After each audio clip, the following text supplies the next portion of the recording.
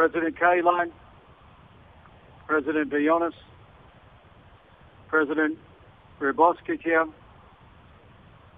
General Taras, Colonel Ridlin, members of the Armed Forces of the United States of America,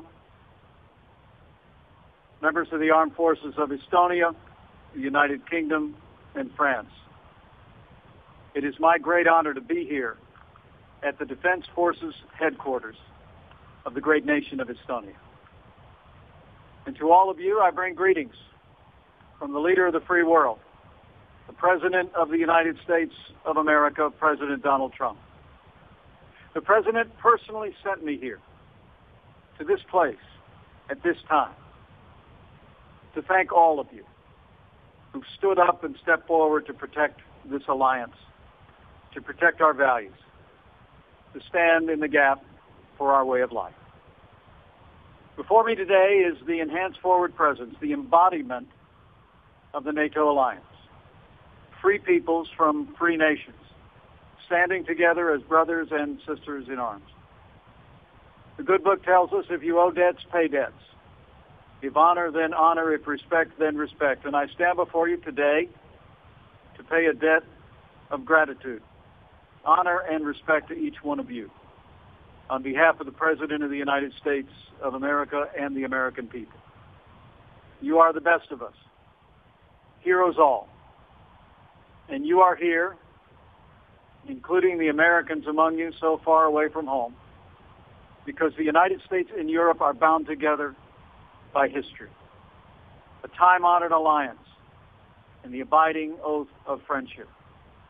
And most of all, we are bound together in our devotion to freedom. Under President Trump, the policy of the United States of America is to place the security and the prosperity of America first. But as the President has made clear, and as my presence here today demonstrates, America first does not mean America alone. In my meeting earlier today with the leaders of the Baltic states, I gave them the same message that I'm here to deliver to each and every one of you. The United States of America is with you. America stands with the nations and people of the Baltic states, and we always will. We stand with our NATO allies in our commitment to your security, and under President Trump, the United States of America stands in defense of the timeless values that unite America and Europe together in the West: freedom, democracy, and the rule of law. As the President expressed in his historic speech in Warsaw just last month, these values are, in his words, the priceless ties that bind us together as nations, as allies, and as a civilization.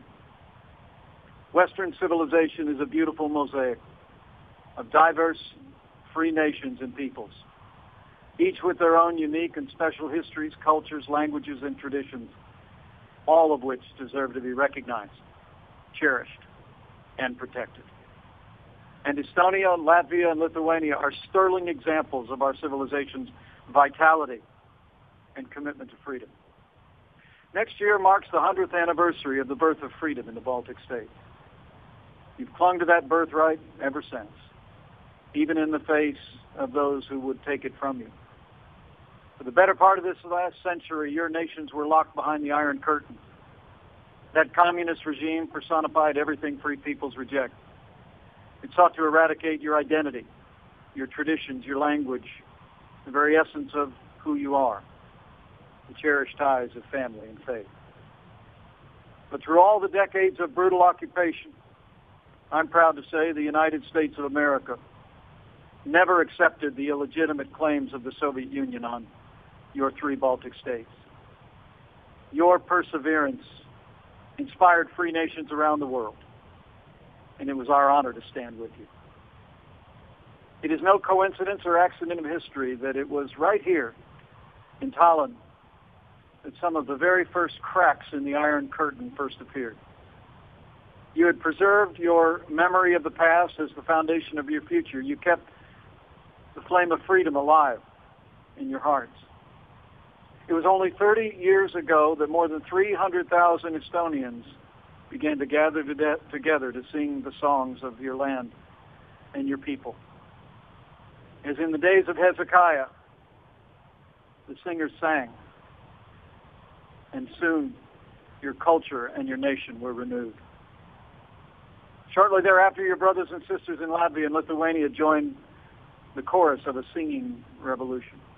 And in 1989, you joined hands in the Baltic Way, an unbroken line of unbroken will, connecting Tallinn, Riga, and Vilnius. So strong were your voices, so firm was your grip that the Soviet Union crumbled before you, and you reclaimed your freedom from the ashes of communism. And since that day, the people of Estonia, Latvia, and Lithuania have reached out your hands in friendship to Europe and to the United States, and today, together, we stand as one.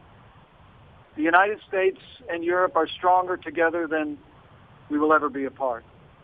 And so it was only 13 years ago that we welcomed the Baltic states into the North Atlantic Treaty Organization, the most successful mutual defense alliance in the history of the world. Baltic states embody the spirit of our alliance. Your commitment to NATO's common defense inspires us all. At the Wales Summit in 2014, every NATO member committed to move towards spending a minimum of 2% of their gross domestic product on defense within a decade. President Trump has made it clear that every NATO member must, in his words, finally contribute their fair share and meet their financial obligations. At this moment, I'm proud to stand in the heart of one of only 5 NATO member nations that meets this basic standard. Estonia joins the United States, the United Kingdom, Greece, and Poland in meeting or exceeding their obligation for our common defense. And I'm happy to report that by the end of 2018, Latvia and Lithuania will join these nations in fulfilling their promise. And President Trump expects all of our NATO allies to follow your lead. The President and I are grateful for the leadership and the example of the Baltic leaders gathered here. And to Estonia in particular, as your presidency of the Council of the European Union, know that you have the United States' full support in your call for stronger internal security in Europe, stronger external borders, a more robust partnership between the EU and NATO, and increased European defense spending. At the heart of our alliance is a solemn promise that an attack on one is an attack on all. But this oath requires action, and every NATO member must renew their commitment to our common defense, and they must renew it now. A strong and united NATO is needed more today than at any point since the collapse of communism a quarter century ago. The adversaries we face are more numerous and sophisticated and asymmetrical than ever before. In this age, once distant threats have become local threats to nations and communities across the world. And so all free nations must band together to confront and overcome them. As we speak, our alliance is taking the fight to radical Islamic terrorism on our terms, on their soil. And we will not rest and we will not relent until we hunt down and destroy ISIS at its source, so it can no longer threaten our people, our allies, or our sacred gift of freedom. The Baltic states are members of the global campaign to defeat ISIS, and the United States and our people are grateful for your action. And all 3 of your nations are participating in NATO's Resolute Support mission in Afghanistan, where our citizens have served together and sacrificed for many years. The people of the United States mourn the Estonian, Latvian, and Lithuanian citizens who have given their lives in the cause of freedom. They are heroes, and their names will always be enshrined in the hearts of the American people. But terrorism is not the only adversary we face. Just last week, our alliance and all the world saw the grave and growing threat posed by the missile capabilities of dangerous regimes in North Korea and Iran. Both regimes conducted provocative launches over a 24-hour span. Their actions have brought them closer to threatening our partners in their regions, our transatlantic alliance, and the American homeland itself. In these times of widening threats and provocations, we will stand together in defense of our alliance and all we hold dear. We all have a vital role to play, for all nations in this alliance loom large in the tapestry of freedom. America has no small allies. Today we stand where East meets West, on a great frontier of freedom. And no threat looms larger in the Baltic states than the specter of aggression from your unpredictable neighbor to the east. At this very moment, Russia continues to seek to redraw international borders by force, undermine the democracies of sovereign nations, and divide the free nations of Europe one against another. President Trump has called on Russia to cease its destabilizing activities in Ukraine and elsewhere, and to cease its support for hostile regimes like North Korea and Iran. And under President Trump, the United States will continue to hold Russia accountable for its actions, and we call on our European allies and friends to do the same. In a sign of our commitment, very soon President Trump will sign legislation to strengthen and codify the United States sanctions against Russia. The preference of the United States is a constructive relationship with Russia based on cooperation, on common interests. Russia, too, has said that they would like to normalize relations with the United States. Regrettably, last week, Russia took the drastic step of limiting the United States' diplomatic presence in their nation. President Trump has made it clear. America is open to a better relationship with Russia, but the President and our Congress are unified in our message. A better relationship and the lifting of sanctions will require Russia to reverse the actions that caused the sanctions to be imposed in the first place. We hope for better days and better relations with Russia. But as I said earlier today, recent diplomatic actions taken by Moscow will not deter the commitment of the United States to our security, that of our allies, and to freedom-loving nations around the world.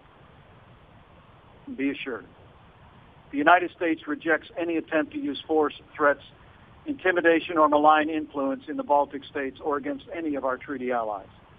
And under President Donald Trump, the United States of America will stand firmly behind our Article 5 pledge of mutual defense. And the presence of U.S. armed forces here today proves it. As the President said in Poland, we've demonstrated our commitment to the common defense, not with mere words, as he said, but with actions. Simply look at the United States leadership role in the Enhanced Forward Presence Initiative, the one that brings us here today. The Enhanced Forward Presence is the largest reinforcement of our alliance's collective defense in a generation. Here, United Kingdom and French troops stand shoulder to shoulder with Estonian forces to the south. In Latvia and Lithuania, Germany and Canada have taken on leadership roles in additional battle groups. And the United States proudly leads the combat-ready battle group stationed nearby in Poland. But the United States' commitment does not rest solely with this initiative. We've deployed a full armored brigade combat team to Central and Eastern Europe through the European Reassurance Initiative. And American forces throughout the region are conducting visible exercises with our allies and partners, such as Baltops and Sabre Strike. Our actions firmly demonstrate our unwavering resolve, and they enhance our alliance's ability to stand firmly for freedom and face any scenario. Under the leadership of President Donald Trump, the United States will make the strongest fighting force in the history of the world even stronger. As the President said only a few days ago, American might is second to none, and we're getting bigger and better and stronger every day, and the world knows it. The President has already signed the largest increase in military spending in nearly a decade. We've called on Congress to pass one of the largest investments in defense spending since the days of the Cold War. And so today, the United States calls on all our allies and all who cherish freedom to rededicate themselves to strengthening our alliance and our commitment to this cause. We must, all of us, be strong in arms. We must, all of us, be strong in our resolve. But most of all, we must be strong in our conviction that our cause is just and that freedom at the heart of our way of life is worth defending. In these times of widening challenges, President Trump has powerfully also reminded us that our fight, in his words, begins with our minds, our wills, and our souls.